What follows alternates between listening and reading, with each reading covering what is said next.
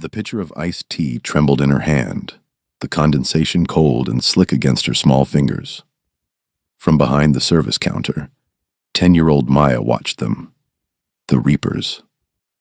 Every Tuesday, like clockwork, they rumbled into the dusty parking lot of her father's diner, their motorcycles sounding like a contained thunderstorm. They took the same corner booth, the one with the cracked red vinyl that nobody else wanted. And their leader, a mountain of a man they called Grizz, always sat facing the door, his eyes missing nothing. Today, something was wrong. It wasn't a loud mistake. It was a quiet, humming wrongness that vibrated in the soles of her worn sneakers. It was in the way the new man, the one who'd come in alone an hour earlier, kept his gaze fixed on the biker's table from his seat at the counter. It was in the faint, almost sweet, almond-like smell that clung to the air near their coffee pot. A smell that didn't belong with the familiar aroma of burnt coffee and bacon grease. Her father, busy at the grill, hadn't noticed. The other patrons kept their heads down, pretending the leather-clad giants weren't there. But Maya saw. She always saw. She saw the way Grizz's hand, covered in faded ink and scars, rested near the handle of his coffee mug. He was about to lift it. The other men were reaching for their own cups, their gruff laughter filling the small space. Her heart hammered against her ribs, a frantic drumbeat against the steady sizzle of the grill. The man at the counter had left a few minutes ago, his bill paid in cash, his eyes glinting with a look she couldn't name. He had lingered by the coffee station for just a second too long. A second no one else had clocked. A second where he'd fiddled with the sugar dispenser. Grizz's fingers curled around the ceramic mug. Time seemed to slow, stretching like warm taffy. The laughter of the bikers became a distant echo. The clatter of cutlery faded. All she could hear was the frantic blood pounding in her ears. All she could see was that mug, a porcelain bomb, rising toward his lips. Her throat was dry, a desert of fear. He was terrifying. Grizz had never been unkind to her, but his sheer presence was an intimidation tactic. A word from him could make a grown man flinch. What would he do to a little girl who interrupted his morning ritual with a crazy accusation? But the image of that sweet, wrong smell, the image of that man's fleeting, triumphant smirk, was stronger than her fear. Her feet moved before her mind gave them permission. She pushed through the swinging kitchen door, the pitcher of tea forgotten on the counter. His arm was lifting. The mug was inches from his mouth. "Stop!" The word tore from her throat, a high, desperate shriek that sliced through the diner's morning hum. Everything froze. Every head turned. The bikers, mid-laugh, stared at her, their expressions ranging from confusion to annoyance. Her father looked up from the grill, his face pale with alarm. But Maya's eyes were locked on Grizz. His massive arm was frozen in midair. The mug hovered. His eyes, dark and piercing under a heavy brow, narrowed on her. They weren't angry. Not yet. They were assessing. A predator's eyes, calculating and impossibly still. "That's poison," she whispered, the words barely audible, but carrying across the dead-silent room. "In the coffee. Don't drink it." The Reaper's weekly visit was the anchor of Maya's Tuesday. They'd been coming to the Dusty Spoon since before she was tall enough to see over the counter. At first she'd been terrified. They were huge, loud, and wore leather vests, adorned with a grinning skull. They looked like the villains from her cartoons, come to life. Her father, Leo, had always been calm. "They pay in cash, and they don't start trouble," he'd told her, wiping down a plate. "That makes them better than half the customers we get." Over the years, her fear had softened into a cautious curiosity. She learned their routines, their unspoken language. Grizz, the president, drank his coffee black, 3 sugars. Jax, his second in command, always ordered the lumberjack special but picked off the tomatoes. Tiny, a man who was anything but, would drink a whole pitcher of orange juice by himself. She knew their orders by heart, their grunts of approval, the specific way they'd nod a thank you when she refilled their water glasses. They never spoke much to her, but they saw her. She felt their eyes on her sometimes, not in a creepy way, but in a watchful one, like they were cataloging her, just as she was cataloging them. Maya's world was one of small details. She knew the 3rd floorboard from the door creaked. She knew Mrs. Gable from 2 towns over, always claimed her toast was too light no matter how burnt it was. She knew that the stray cat who lived out back would only appear if you left out cream, not milk. This knack for observation was her secret superpower.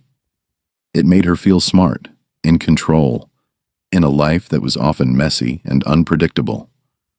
Her mother had left when she was 6, and since then, it had just been her and her dad, navigating the quiet currents of their small life, held together by the diner.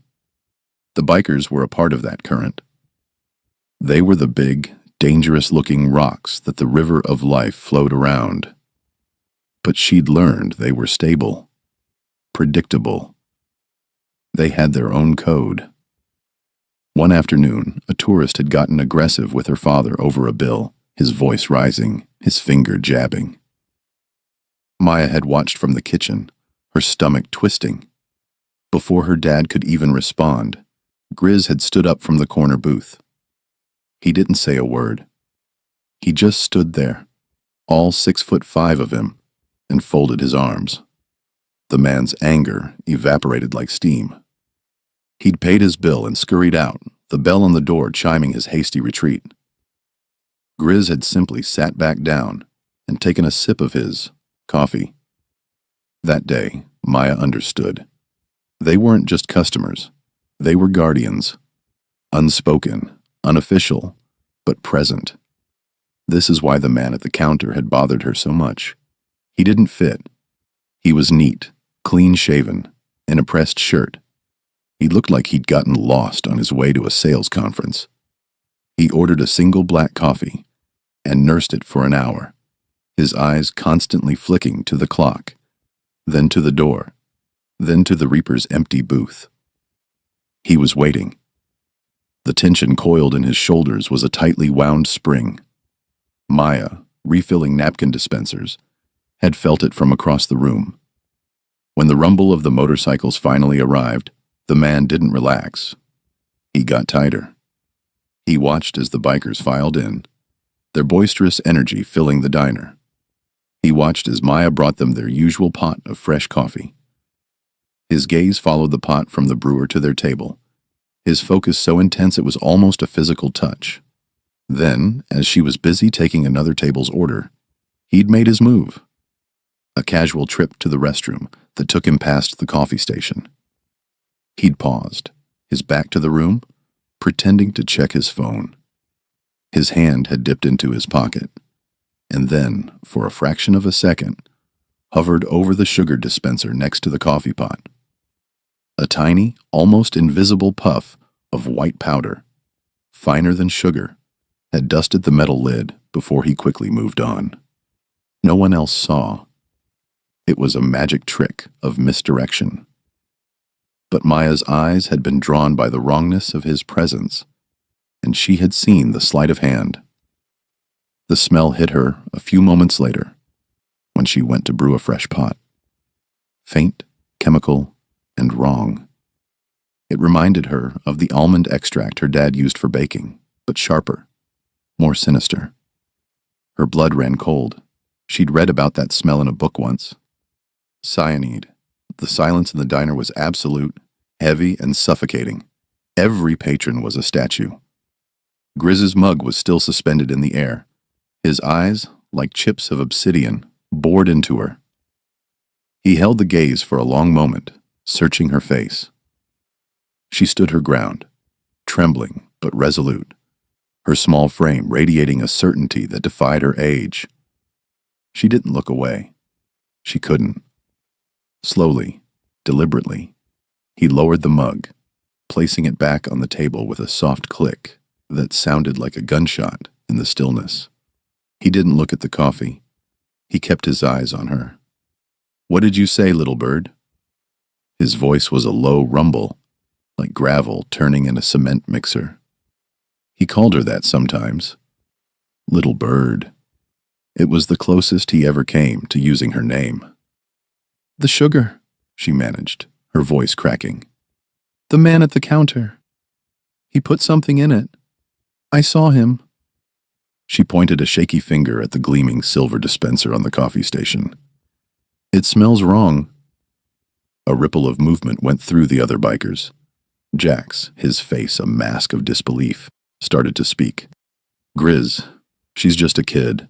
Grizz raised a single thick finger, silencing him instantly. He never took his eyes off Maya. He trusted what he saw, and what he saw in her eyes was not a child's fantasy. It was pure, unadulterated terror, and it was on their behalf. He had spent a lifetime reading people, judging threats in the flicker of an eye, the twitch of a muscle. He saw no lie in her.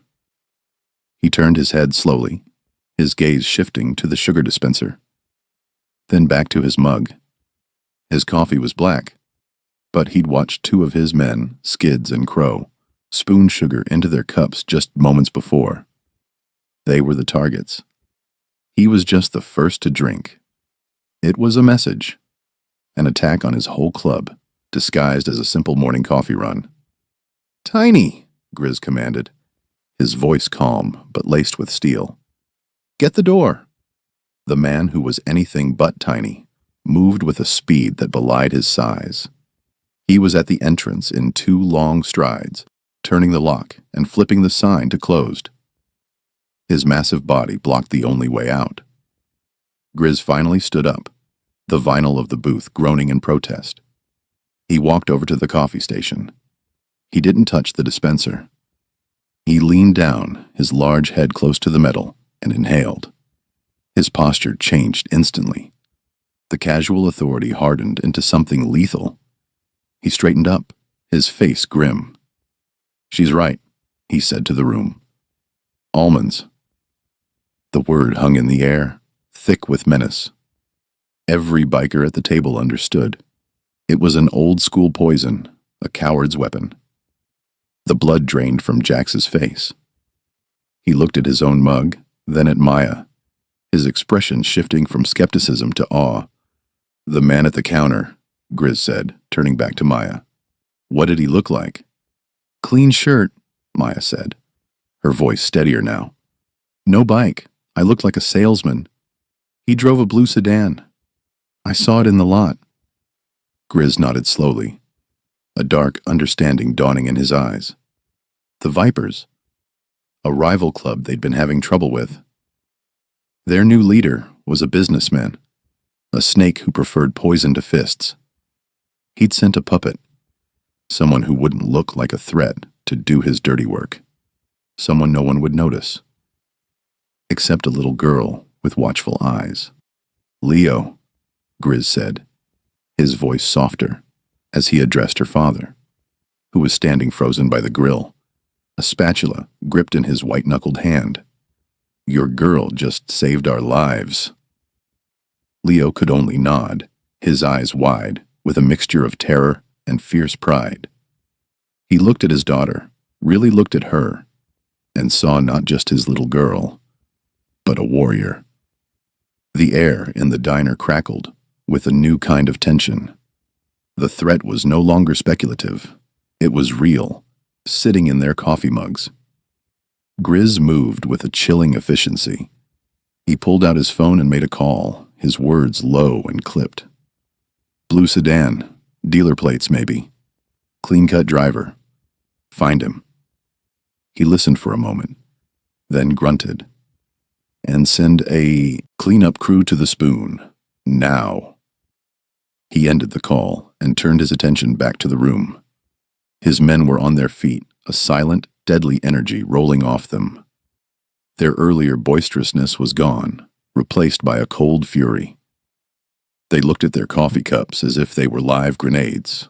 Crow, a wiry biker with a long scar down his cheek, had already been lifting his mug when Maya had screamed. He stared at it, his hand trembling slightly. He caught Maya's eye and gave her a slow, deliberate nod. A nod that spoke volumes. A nod that pledged a debt. Grizz walked back to Maya, who was still standing in the middle of the floor. He crouched down, a difficult feat for a man his size, until his eyes were level with hers. The diner, with its 20-odd patrons and staff, seemed to fade away.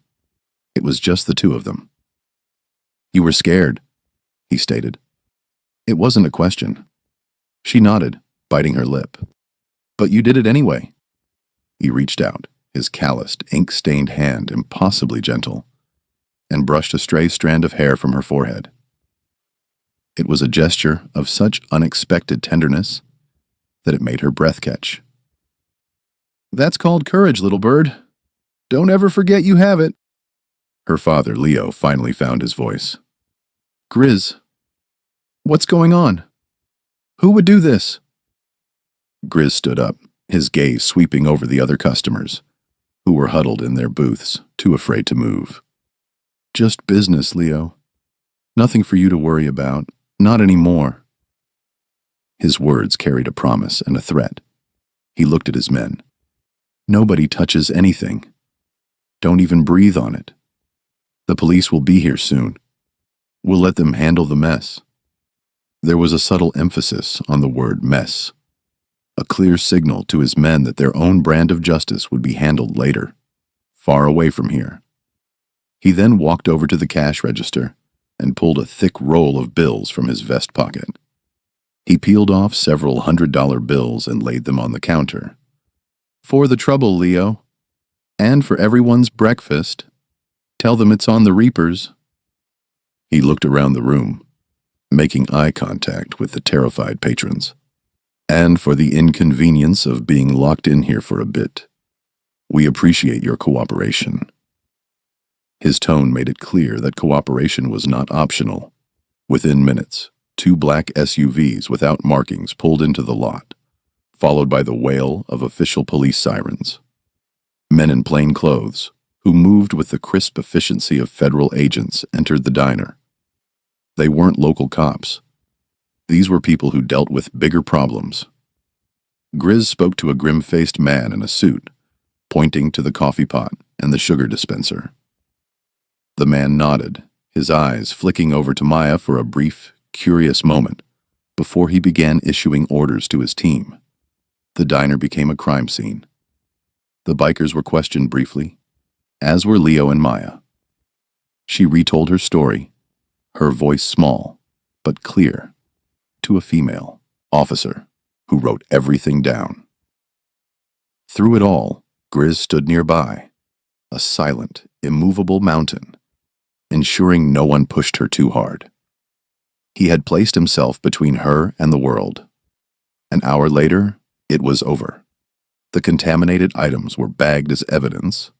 The patrons were allowed to leave, scurrying out with backward glances, already crafting the story they would tell for the rest of their lives. The man in the blue sedan had been apprehended on the interstate, just 20 miles out of town. The news came via a text to Grizz's phone. He read it, and a slow, cold smile touched his lips. As the last of the police cars pulled away, the diner was quiet again, but the silence was different. It wasn't empty. It was filled with the weight of what had happened. Grizz and his men were still there, standing by their booth. Grizz walked over to Leo. "We'll be going," he said, "but we'll be back for lunch." He then looked at Maya. "And I think from now on, little bird, you get to pick what I eat." He put his hand on her shoulder, a heavy, warm weight. It wasn't a threat. It was an anointment, a claim. In the world of the Reapers, a life saved was a life owed. But this was more than a debt. It was a bond, forged in the space between a poisoned cup and a child's warning. She had seen the threat they hadn't, and in doing so, had become part of their circle. The little girl, who worked at the Dusty Spoon Diner, was now under the protection of the most feared motorcycle club in the state. And everyone, from that day forward, would know it. The years that followed changed everything. The story of what happened that Tuesday became a local legend, whispered in hushed tones. The Dusty Spoon Diner, once a struggling roadside stop, became an unlikely landmark. It was known as the Reaper's Place. No one ever caused trouble there again. A new kind of customer started coming. People curious to see the place, to see the girl who had stared down the Reaper's president and saved his life. Business boomed. Leo was able to hire more staff and even renovate the kitchen. But the biggest change was in Maya's life. The bikers were no longer just Tuesday customers. They were a constant grounding presence. Grizz became a surrogate uncle, a gruff, leather-clad fairy godfather. He'd show up on her birthday with a new, carefully chosen book, his massive hands looking comically large as he handed it to her. When she got an A on a difficult math test, Jax would ruffle her hair and slip her a $20 bill, telling her to buy something that isn't a vegetable. They taught her how to change a tire, how to read a poker face, and how to stand up for herself. When she was 16, a boy from school was bothering her, refusing to take no for an answer. She mentioned it offhandedly to Tiny one afternoon while he was drinking his orange juice. The next day, Grizz's motorcycle was parked in front of the school when the final bell rang. He was just leaning against it, cleaning his sunglasses, when the boy walked out. He didn't say a word to him. He just looked at him. The boy turned pale and practically ran in the other direction. He never bothered Maya again. They were her protectors, her family. They attended her high school graduation, a rumbling phalanx of leather and chrome that filled up 3 rows of the auditorium. Their thunderous applause for her diploma, drowning out everyone else's. When she got accepted into a pre-med program at the state university, they threw her a party at the diner. That night, Grizz presented her with a check that covered her entire first year's tuition. "We invest in our own," he'd said, his voice thick with emotion. "You're our own, little bird. You're our future." Maya, no longer a little girl but a confident young woman, hugged him, burying her face in his leather vest that smelled of road dust and old loyalty. "Thank you, Grizz," she whispered. He just held her, his hand patting her back. "No," he rumbled. "Thank you." Years later, Dr. Maya Torres stood in the emergency room of a bustling city hospital. It had been a long shift, a blur of chaos and quiet miracles. As she stripped off her gloves, she caught her reflection in the glass of a cabinet. She saw the same watchful eyes that had noticed a hint of white powder so long ago. Her instincts, honed in the diner and sharpened by medical school, were her greatest tool. She still saw the small details others missed, the subtle tremor in a patient's hand, the faint discoloration of their skin, the flicker of fear in their eyes. Those details saved lives, day in and day out. Her phone buzzed. It was a message from Grizz, just a picture. It was him and the old crew, Jax, Tiny, Crow, and the others, looking older, grayer, but still formidable. They were sitting in their usual booth at the Dusty Spoon. Her father, now retired, but still helping out, was in the picture too, smiling broadly. In the center of the table was a small cake with a single candle. The text read, "Happy anniversary, little bird. 15 years. We're raising a cup of coffee to you. The safe kind." She smiled, a warmth spreading through her chest that had nothing to do with the hospital's heating. She typed back a reply. "You'd better be. I'm not there to stop you this time. Love you guys." She looked around the ER. at the controlled pandemonium of doctors and nurses, working to mend what was broken. She realized then that courage wasn't about a single, dramatic act. It was a habit. It was the practice of paying attention, of trusting that small voice inside you that says something is wrong. It was the choice to speak up, even when your own voice is trembling. Heroes don't always wear capes or badges. Sometimes they wear a dirty apron and carry a pitcher of iced tea. And sometimes, the most powerful families aren't the ones you're born into, but the ones you find in the most unexpected of places, like a dusty roadside diner, in a corner booth with cracked red vinyl. Have you ever had a gut feeling that something was deeply wrong, even when you couldn't explain why? That instinct, that whisper, in the back of your mind is more powerful than you know. Maya's story teaches us that the smallest voice can be the loudest when it speaks the truth. If this story reminds you of the power of paying attention, give it a like and share it with someone who needs to hear it. And let us know in the comments, what's a time your instincts turned out to be right? Because you never know when your observation might just change someone's world. Subscribe for more stories about the everyday heroes who walk among us.